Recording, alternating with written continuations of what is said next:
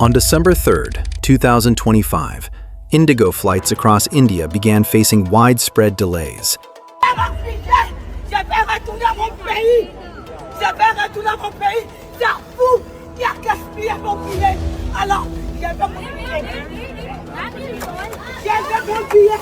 Passengers at airports reported being stuck for hours with no clear communication. Between December 3rd and December 7th, more than 4,000 flights were canceled. The runways are ready, the planes are ready, the passengers are definitely ready, but the system still does not have enough pilots to take India where it wants to go. Airports across major cities started resembling overcrowded railway and bus stations, with thousands of passengers sitting or lying on the floors, frustrated and arguing with airport staff.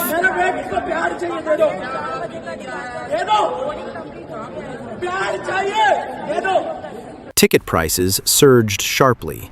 In some cases, a flight from Calcutta to Delhi cost more than a round trip to the UK. And all of this was happening because of IndiGo itself. The chain reaction started in July 2025, when the DGCA updated its pilot duty rules. Weekly rest increased from 36 hours to 48 hours. Allowed night landings reduced from 6 to 2.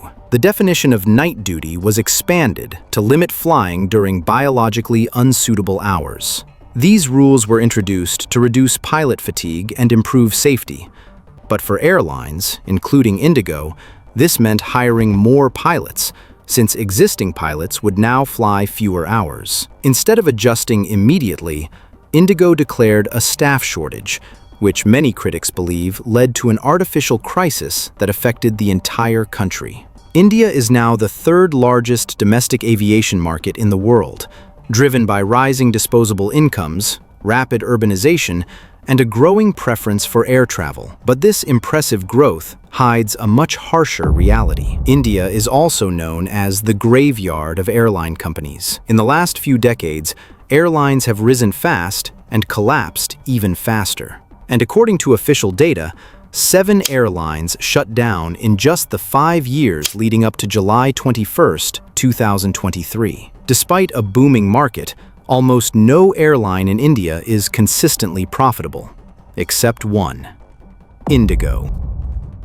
Launched in 2006, a relatively young airline, it not only survived when others failed, it became so dominant that it can now influence the government itself. As seen during the December 2025 crisis, where IndiGo canceled most of their flights and blocked India's air travel, this raises important questions. How did IndiGo become so powerful in less than 2 decades? What strategies allowed it to build near monopoly control in a market where most airlines collapse? And how did it become the only consistently profitable airline in a sector known for losses? Today, we take a deeper look into IndiGo's rise, the business model, the operational discipline, the strategic decisions to understand how one airline came to shape India's skies. In 2005, 2 longtime friends, Rahul Bhatia and Rakesh Gangwal, decided to start an airline. Bhatia already had experience in the travel business, while Gangwal had spent years working in the aviation industry in the United States. But their timing could not have been more challenging. Back then, Jet Airways dominated India's skies, and Vijay Mallya's Kingfisher Airlines was a growing premium player.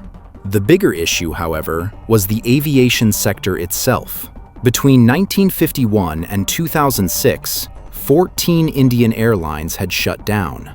Investor confidence in aviation was extremely low. Yet IndiGo took a step that shocked the entire industry. They placed an order for 100 Airbus aircraft up front, $6 billion contract at the time. This was the largest aircraft order in Indian aviation history. But the decision made strategic sense for both sides. At that time, global aviation was dominated by 2 major manufacturers, Boeing and Airbus. In India, Boeing had a much stronger presence. Its spare parts were widely available, and most pilots were trained on Boeing aircraft. Airbus wanted to break into the Indian market, and a massive order from a new airline gave them that opportunity. For IndiGo, the benefit was equally significant. They secured a 40 to 50% discount on the aircraft and long-term maintenance support. The planes would be delivered gradually, one aircraft every 45 days, giving IndiGo time to scale operations. But what IndiGo did next was even more unconventional. They sold every aircraft they received to leasing companies and then leased the same aircraft back. This is known as a sale and leaseback model. For example, if an aircraft cost $100, IndiGo secured it for $50 under the discounted deal. They then sold it to a leasing company for $70. The leasing company effectively saved 30%, and IndiGo made a $20 profit up front, without flying a single plane. This strategy gave IndiGo a large amount of cash early on, allowing rapid expansion while keeping debt extremely low. There were more advantages. The Airbus fleet IndiGo received was technologically advanced compared to many existing aircraft in India. This meant lower maintenance costs and 8 to 10% better fuel efficiency. In aviation, where fuel accounts for nearly 50% of operating costs, even a small improvement makes a huge difference. If a typical airline spent 100 rupees to fly a route like Delhi to Kolkata, IndiGo could do the same flight for just 90 rupees. But the real masterstroke came in IndiGo's flight operations. While traditional airlines relied on the point-to-point model, IndiGo built its network using the hub and spoke system. To understand the difference, imagine you need to connect 5 destinations. In a point-to-point model, every city must be directly connected to every other city, meaning you might need around 10 aircraft just to link 5 points. But in the hub and spoke model, there is a central hub in the middle that connects to all destinations. So if you want to travel from point A to point D, you first fly to the hub and then take another flight to D. It may look more complicated, but operationally, it has huge advantages. The same 5 destinations can be connected using just 5 to 6 aircraft. Planes fly fuller because all passengers are routed through the hub. Airports need fewer parking slots, and adding a new destination requires only 1 extra aircraft instead of 5. Kingfisher Airlines was also using this model at the time, and also same Airbus aircraft. So why did Kingfisher collapse while IndiGo survived and grew?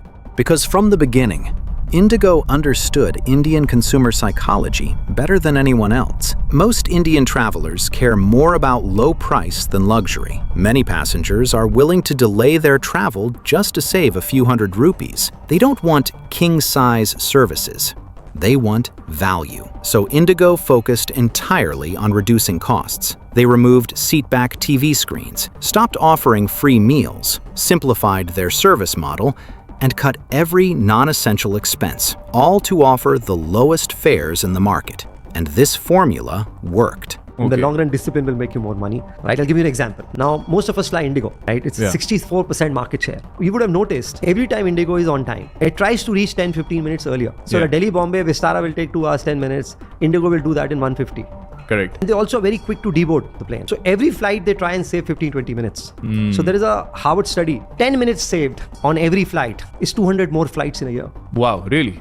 10 minutes saved on every flight is 200 extra flights. It's 200 extra flights in a year. Second, you would have noticed they don't serve you any hot food anymore. Your sandwiches are very cold. Yeah, you don't like it, right? Yeah, so they fly ovenless. The only airline which flies ovenless. You can just observe this. You don't have to be an analyst to do that. Which means they are basically 3 ovens in a flight. And each oven is about, let's say, 20 kg. So it is 60 kg of weight saved. That translates to about 2,000-3,000 rupees of fuel saved. Okay. 7 lakh flights in a year. That's how many IndiGo does in a year? Yeah. 7 lakh? Yeah, that's 400 crores. Wow. Damn. No male member in the crew. The males are heavier. More women pilots in. So they go to that level. Yeah. So they have mastered the art of cost efficiency. Wow. And that is why IndiGo is the only profitable airline in the country. Passengers chose IndiGo for affordability, and the low-cost model became the foundation of its long-term success. IndiGo's goal was simple: low prices, high passenger volume. This strategy helped the airline build a huge cash reserve, which became crucial during the 2008 crisis, when global oil prices shot up from $76 to $132 per barrel. While many airlines struggled or shut down, IndiGo stayed stable. And when Kingfisher collapsed, IndiGo hired nearly 200 to 300 trained Kingfisher pilots, saving massive costs on pilot training while expanding its workforce instantly. IndiGo's combination of operational discipline, consumer insight, and cost control is what allowed it not just to survive, but to dominate Indian aviation. And this is how IndiGo became so powerful that it now controls nearly 64% of India's aviation market, effectively making it a monopoly in the sector. Its influence grew to a point where it could indirectly pressure the government itself. A clear example came recently, when the Ministry of Civil Aviation temporarily put the new flight duty rules on hold until February 10th, right after IndiGo faced massive cancellations, delays, and nationwide disruption. But this isn't unique to IndiGo. Across the world, big industry players, whether in airlines, telecom, tech, or energy, try to shape or influence government decisions in their favor. It's a global pattern. Yet, for some reason, seeing it happen in India, my own country, feels more unsettling. Maybe because we expect our systems to resist such pressure. Maybe because the scale of dependency is bigger here. Or maybe because it affects millions of ordinary passengers directly. Whatever the reason, it's a reality that raises difficult questions about power, accountability, and the balance between corporate interests and public welfare.